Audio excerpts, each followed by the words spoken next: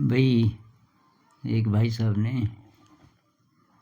एक चिट्ठी लिखी है कि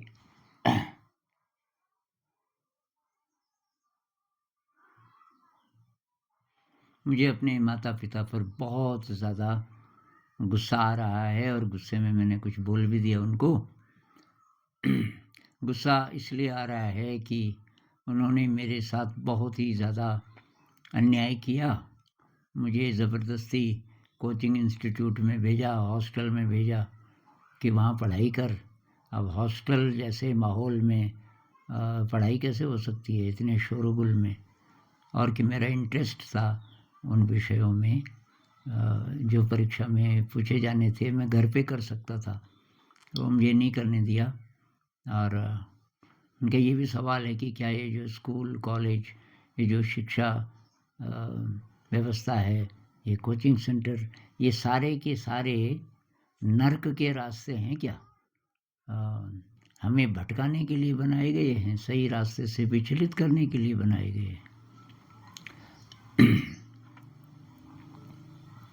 तो भाई, माता-पिता को दोष देना तो बेकार है, क्योंकि अपनी तरफ से उन्होंने जो भी किया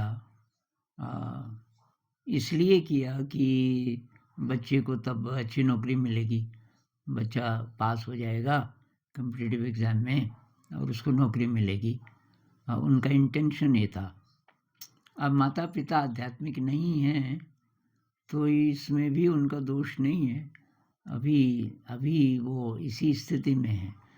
हमारे माता-पिता हैं तो वो अब हम आध्यात्मिक हो गए तो उनको भी होना चाहिए था, ये तो ज़रूरी नहीं है। बहुत सारे ऐसे संत हुए जिनके माता-पिता नहीं थे आध्यात्मिक और उन्होंने उनको कोई सपोर्ट नहीं किया।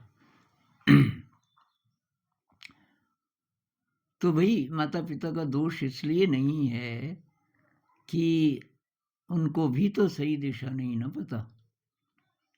पता होती सही दिशा तो आध्यात्म की ओर मुड़ते।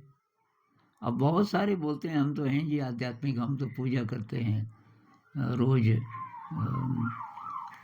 ये नाम स्मरण करते हैं परमात्मा का वगैरह वगैरह, या मंदिर जाते हैं या कहीं भी जाते हैं, लेकिन जाते इसलिए हैं और यही मांगते हैं ऊपर वाले से कि मेरा बच्चा पास हो जाए या मेरी सैलरी बढ़ जाए, मेरा बॉस मेरे से खुश रहे वगैरह वगैरह।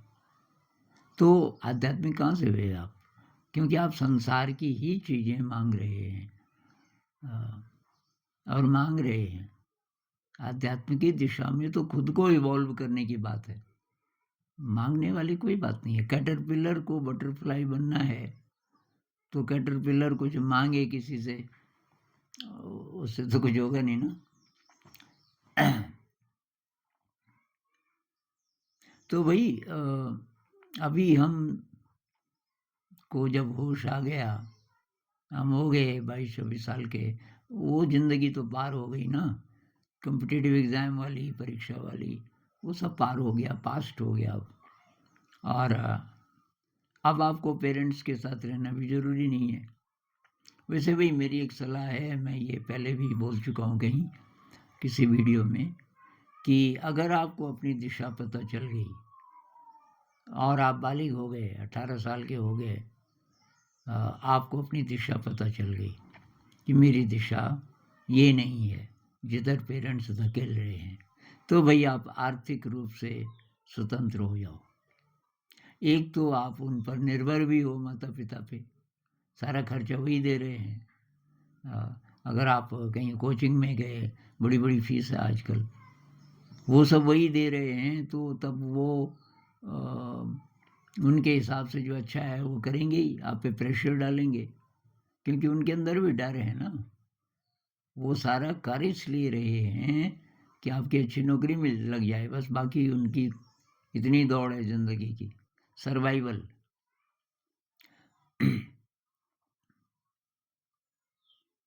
एक वो कहानी है ना, आप जरूर पढ़ना भाई उस किताब को, जोनेथन लिविंगस्टन सीगल, और उसमें यही बात है, एग्जैक्टली यही बात है सिंबॉलिकली।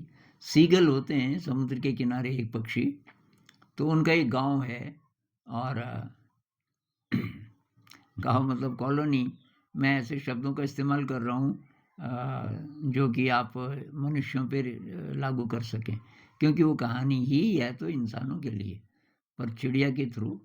तो उनका गाँव है और वहाँ एक ऐसा बच्चा पैदा होता है नया, जिसके लक्षण शुरू से गड़बड़ हैं। पहली बात, जब वो आँखें खोलता है तो आकाश की ओर देखता है, जिसको कि गलत लक्षण माना जाता है। सीगल लोगों के धर्म में इसको गलत माना जाता है। आकाश की ओर नहीं देखना, नज़र होनी चाहिए मछली की तरफ।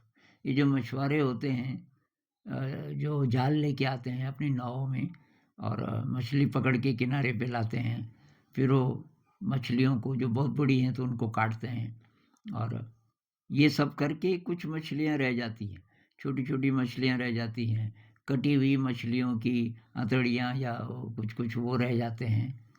तो जब ये चले जाते हैं मछुआरे, तो उस पे जल्दी से जल्दी झपटना, ये उनके धार्मिक नियम हैं कि अच्छा सीगल वो है जो ये कर सके। सबसे पहले अ, उसकी नज़र वहाँ होनी चाहिए, पैदा होते ही उसकी नज़र होनी चाहिए मछलियों की तरफ, मछुआरों की तरफ। अच्छा, जब मछुआरे चले गए, जो मछलियाँ छूट गई छोटी-छोटी, सबसे पहले कौन जा सकता है? ये कॉम्पिटिटिव एग्ज़ाम की तरह है ना, सबसे पहले कौन वहाँ जा सकता है तब वो बड़ी मछली को ले सकता है, पहला काम ये। नंबर 2, कोई और तुमसे आगे चला गया तो उससे छीनना। बड़ी मछली जिस पे आपकी नज़र थी, आप इतना दौड़ नहीं पाए, कोई और उस मछली को किसी ने उठा लिया चोंच में, तो उससे छीनना, झपटना। ये दूसरा स्किल है, दूसरा विषय। जैसे आपके होते हैं ना फिज़िक्स, केमिस्ट्री, मैथ, तो ऐसे विषय हैं। पहला विषय ये है कि वहाँ जल्दी से जल्दी पहुँचना है, सबसे पहले आप पकड़ लो उस बड़ी मछली को। नंबर 2, किसी और ने पकड़ लिया तो उससे छीनना कैसे है। और नंबर 3 कि उड़ना नहीं है, फालतू नहीं उड़ना, बस इतना स्किल चाहिए आपको कि आपके शरीर का, पंखों का ऐसा इस्तेमाल करना है कि आप बस वहाँ जा सको, झपट सको जल्दी से जल्दी। तो आपको बात समझ आ रही होगी कि ऐसी व्यवस्था है, सर्वाइवल पर बेस्ड है सारी की सारी मनुष्य जाति की। अभी जो सभ्यता है उसका जो मेजॉरिटी वाला हिस्सा है, 8 अरब लोग हैं, 8 अरब में से कुछ ही करोड़ होंगे शायद, जिनकी कोई तलाश है, जिनको याद है कि मैं इंसान भी हूँ, मैं केवल जानवर नहीं हूँ कि रोटी, कपड़ा, मकान, पैसा, ऐश आराम। अब ये जो बच्चा है, मैं थोड़ा और सुना देता हूँ ये कहानी। ये सबकी नज़र बचा के और उड़ने लगता है, खासकर जब मछलियाँ लेके आ रहे होते हैं मछुआरे, उस समय सबकी नज़र वहीं होती है, नाव पे और मछुआरों पे, क्योंकि थोड़ी देर में वो अब ये मछलियों को पैक करेंगे, काटेंगे वगैरह वगैरह। उस समय वो निकल जाता है।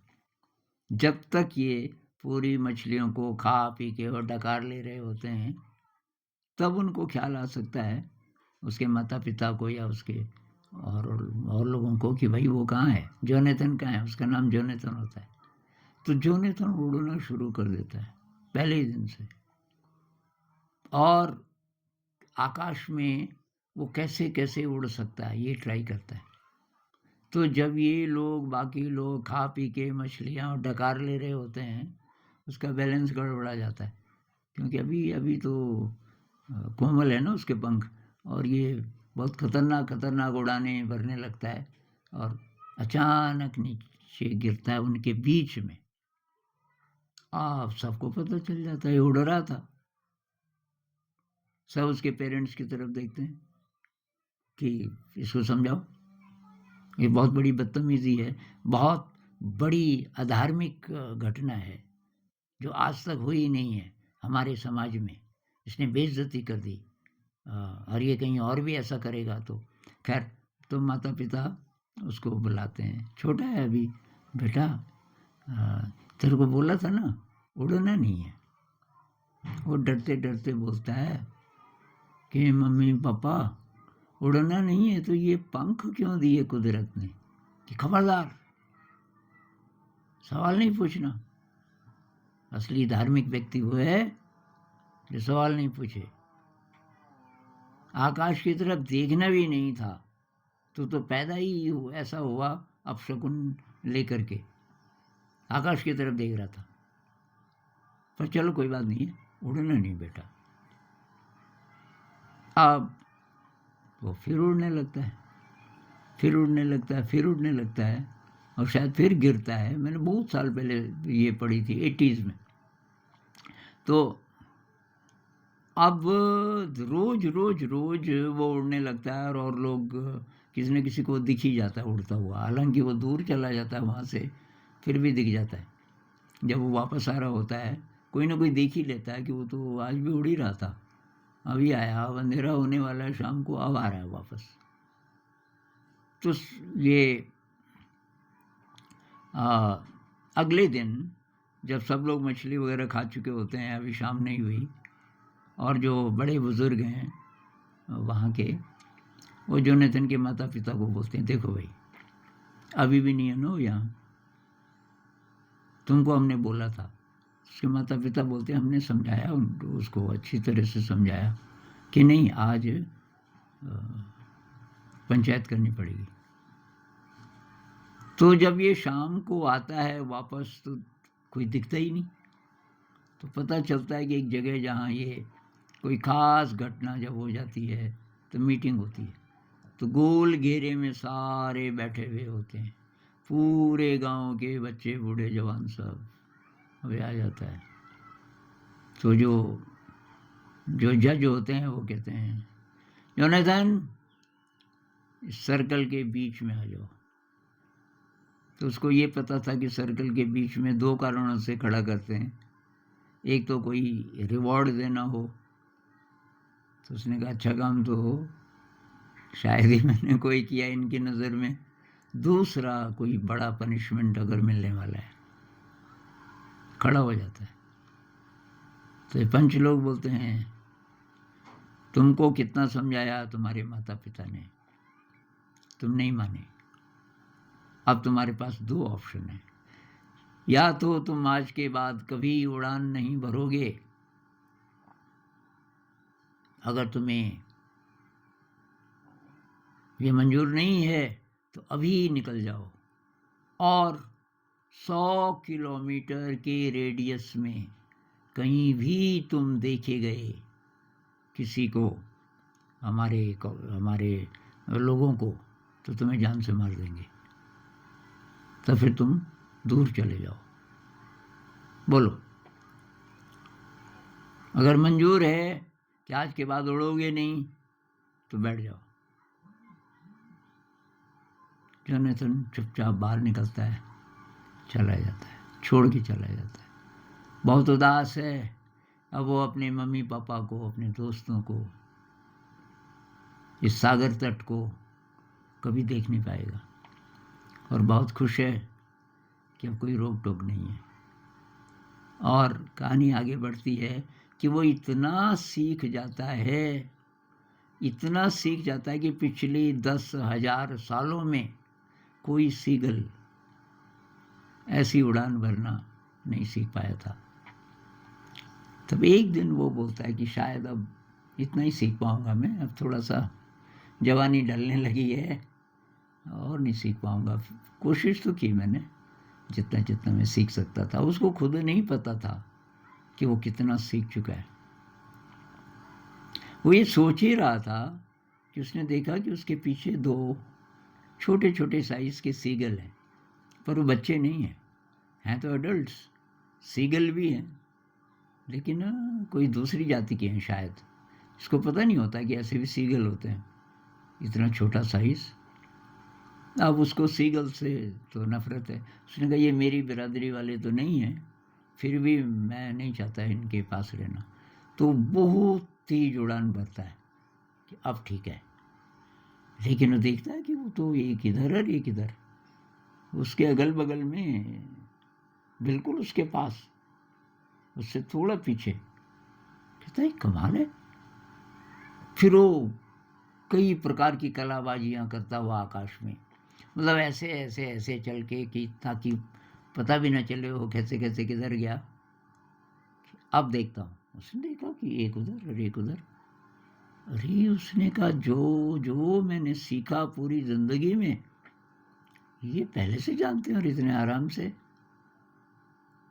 तो उदास हो जाता है कि मैं नहीं सीख पाया ज़्यादा, ये छोटे छोटे सीगल ये तो मेरे से शायद बहुत ज़्यादा जानते हैं। तो रिलैक्स हो जाता है, कहता है हाँ भाई ठीक है मैं हार गया। तुम ये बताओ कि तुम हो कौन। मेरे को अभी तक ये विश्वास था कि मैंने काफ़ी सीखा इस ज़िंदगी में, अब लग रहा है कुछ नहीं सीखा। तो ये दो कहते हैं पिछले 10,000 सालों में तुम्हारे जैसा दूसरा पैदा नहीं हुआ। ऐसा सीगल जो इस तरीके से उड़ान भर सके तुम पहले हो 10,000 सालों में। उसने कहा तुम्हें कैसे पता, और तुम हो कौन पहले ये बताओ। और तुम इतना तो मेरे से तुम बोल रहे हो कि इतना किसी ने नहीं सीखा, मेरे से ज़्यादा तो तुमको आता है। तो कहते हैं हम इस दुनिया के नहीं हैं, हम दूसरे जगत के हैं जिसमें बहुत, जितना तुम इस जगत में इतना ही हो सकता है जितना तुमने किया, लेकिन हमारे जगत में वो अलग प्रकार का है। वहाँ का वायुमंडल अलग है, वहाँ फ्रीक्वेंसी अलग हो जाती है आपके शरीर की, तो आप बहुत बहुत तेज उड़ान भर सकते हो। कि तुम मेरे पास क्यों आए, कि तुमको लेने आए ना, गुरुजी ने भेजा।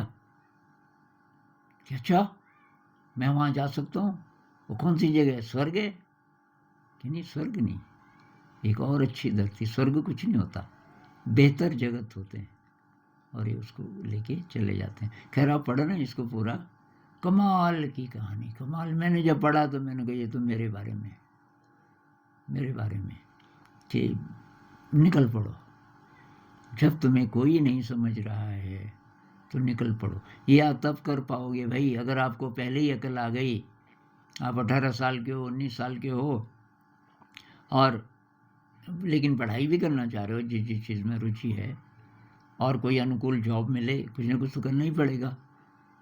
लेकिन भाई आर्थिक रूप से स्वतंत्र हो जाओ।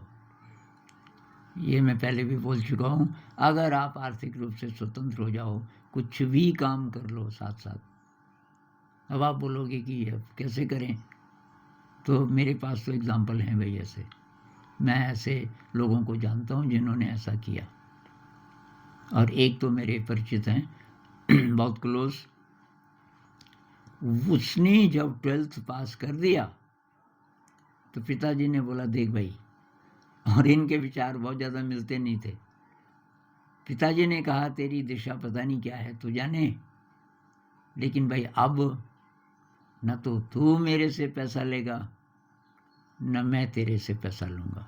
मुझे तुझसे ऐसी कोई एक्सपेक्टेशन नहीं है कि तू नौकरी करेगा और मेरे को पैसा देगा, और अब मैं भी तुझे सपोर्ट नहीं करूँगा, क्योंकि तू समर्थ बन और अपनी दिशा में जा।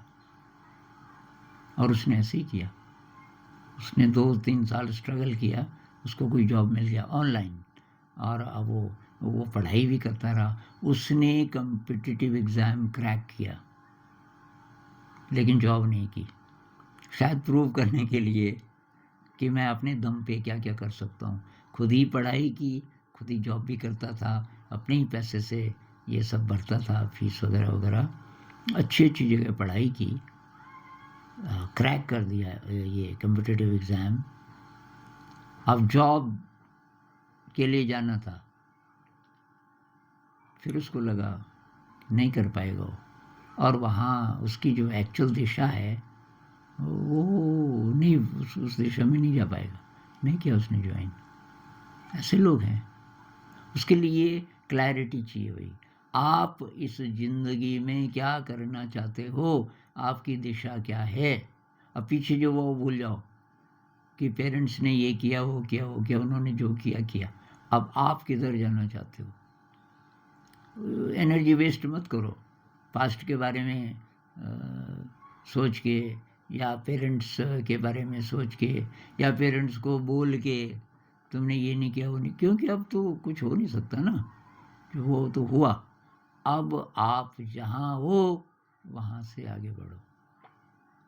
और रास्ते हैं, हजारों रास्ते हैं ढूंढने वाले के लिए।